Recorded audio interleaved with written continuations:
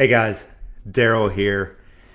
I don't know about you guys, but if you're looking out your window like I am, it's a bit of a gloomy Wednesday. It's a little cold outside, but great things are happening inside. I've been mourning this idea of us losing the ability to eat outside on patios, go have a drink under an umbrella, do some of the things we can do outside.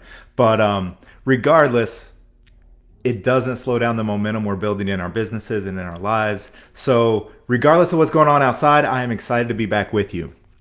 So, I want to ask you guys a question and I want to ask you to chime in right away. And the question I have for you today is name one thing you don't do. Now, it's an open ended question, it's way out there. There's a lot of things you don't do. Maybe you don't smoke or don't drink, or, you don't, who knows what, right? Maybe you don't drive gas guzzling cars, right? It could be something in your personal life. It could be something in your business. What's something you don't do in your business? I would love for you to jump into the comments and just answer that question. And as we jump into today's topic, you'll get a better sense of why I'm asking. Now, as far as what I do, I am a professional coach. I work with professionals and entrepreneurs, and my focus is on helping my clients build the business and the life they really want. And that means a lot of things for a lot of people, right? It can mean scaling to the next level. It could be moving things forward. It could be launching new marketing programs, figuring out how to bring more clients in the door, building the team that you really want. There's a lot of things that I help clients each and every week with. And I also like doing these videos. I like the opportunity to share some of what I'm learning, some of what my clients are learning, and pass some of that knowledge and wisdom on.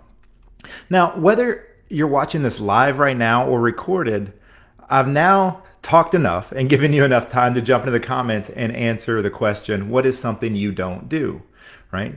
And that's today's topic. I want us to talk about what we don't do. Now, I don't know about you, but have you ever had one of those aha moments? One of those moments that just, it feels like lightning strikes. Somebody says something and you just get it right away. Well, that happened to me this week. I was talking to a good friend of mine who I really respect, not only as an individual, but as a business owner and entrepreneur. And he's working on the messaging in his own business. And he was playing around with this idea of being more clear about what his business doesn't do. What don't they work on? What just they say no to?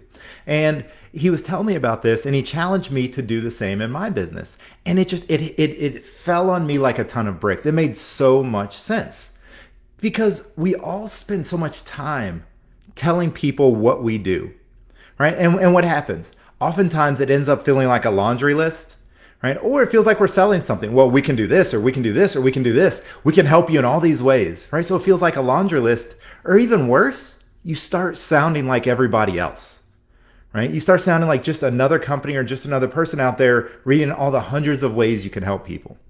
We spend so much time telling people what we do. And I do it, right? This is something that, of course, we're going to do in our business. So I'm not telling you not to do that. It's something I do every week. You heard me start the show with it, right? I'm a coach. I help people achieve breakthroughs. I help people meet goals that they've had trouble meeting. I help people drive more revenue, new marketing, scale. I do all these things. But there are hundreds, if not thousands, of coaches and consultants out there that say the exact same thing. They can help you grow your business. They can help you achieve your goal. They can help you lose weight or do whatever it is you're trying to accomplish. Right? So when I started thinking about, well, what don't I do? Right? It became really clear to me and the messaging suddenly made sense. So using me as an example, what I don't do, I'm not a coach who is only going to look at your business in a vacuum. Right? There are thousands of coaches who are going to come in the door and tell you, I can help you take your business to the next level or achieve your goals. And that's all they're ever going to ask about. That's all they're going to focus on. They're going to be laser focused on your business. I'm not that guy. And if that's what you're looking for, we're both going to be best served for you to engage with one of those coaches or consultants. As for me, I'm going to ask about your life. I'm going to ask about your relationships. I'm going to ask about work-life balance. I'm going to ask about the things that are important to you outside of work. What do you want more of? What do you want less of?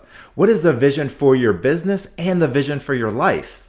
You see, I believe those things go in concert. I think they're in concert. I think they're step in step and they go together. I don't think we can be great in our business if we're not living a life we love. And I don't think we can show up as our best selves for our spouse, our kids, or ourselves if we're drained, we're anxious, we're depressed, we're frustrated, we're taking a lot of the negative emotions that are showing up in our business. We take those home with us, right? So I'm a coach that's going to ask about both. Now, of course, we're going to hit the business goals. We're going to lay out the vision. We're going to figure out how to move your business forward.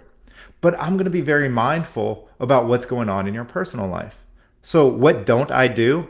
I don't show up for my clients and only focus on their business and ignore everything else. It all works. It's your life. It's got to work together. That's one of the things that sets me apart.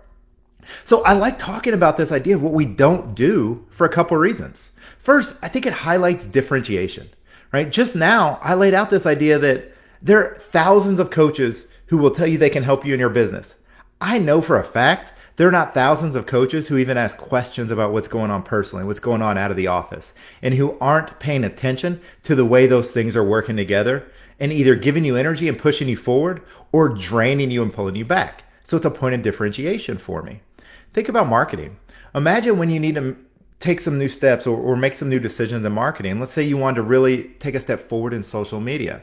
And you've got this full service agency out there that says, look, we can help you in a million ways. We can rebuild your website. We can do SEO. We can do social media. We can do targeted marketing. We've got direct mail. We've got copywriters. We've got graphic designers. We've got all these things. We can help you in a million ways. So you have that conversation. And then you talk to somebody else who says, I've built this business and all we focus on is social media. We don't build websites. We don't get into SEO. Social media is so complicated that we are laser focused on staying on top of the trends and helping our clients win when it comes to social media.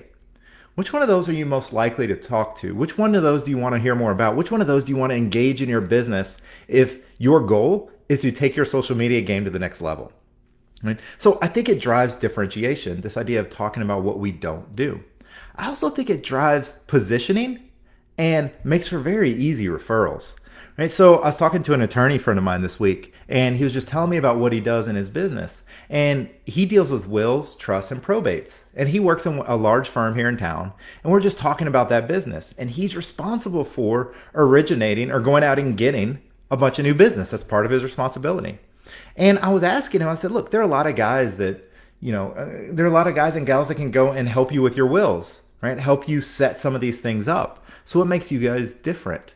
And he said, yeah, there's a lot of people that go out there hanging down shingles. He said, what I've found is by working in a large firm, I don't get into other types of law. I may dabble a bit, but most of my time is focused around wills, trusts, and probates. So I don't get into business formation.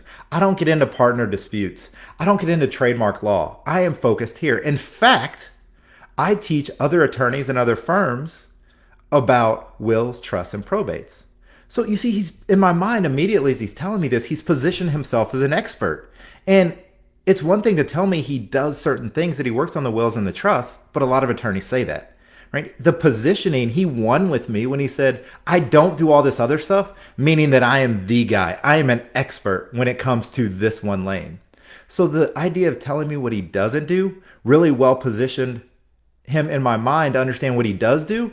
And now it's easy for me to make referrals. It's easy for me to talk about him when somebody has young kids or there's a death in a family. I'm like, oh, go call this guy. He's an expert. He doesn't get into all the other stuff. He focuses on this need that you have right now. So it makes for very easy referrals. So those are the top two reasons I love this idea of focusing on what we don't do, right? It highlights our differentiation and it drives positioning, which makes easy referrals.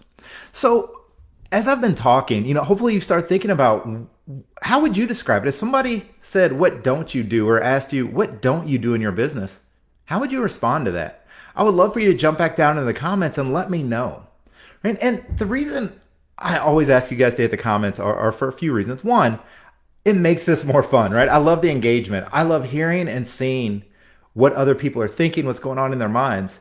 And usually, inevitably, somebody comes in the door and drops a piece of knowledge or an insight that I hadn't thought of, that I hadn't provided, and it provides value to the entire group, the entire audience. So I love us jumping into the comments. It also helps make this not so much of a one-way conversation. I love finishing these things up, jumping into comments and going back and forth. And then lastly, selfishly, Facebook loves the engagement, right? So the more engaged you guys are, the more comments are hitting, the more likes and shares, then the more people are going to see the video. And that certainly serves me in my business. So thank you for the people that have been doing it. Thank you for the people that will do it. Hopefully this video has been helpful to you guys. If you want to learn more about me, you can check me out at darylsweeney.com.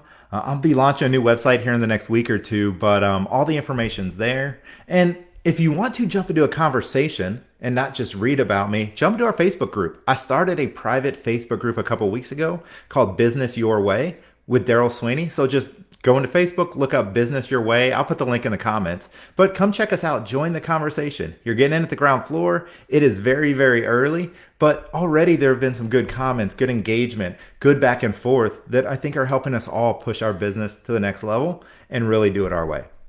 So reach out. Hit me up. You can hit me up on this platform. You can find me. You can get to me on my website. But however it is, feel free to hit me up. If there's anything I can ever do to help you or support you, please don't be shy. I love having the conversations.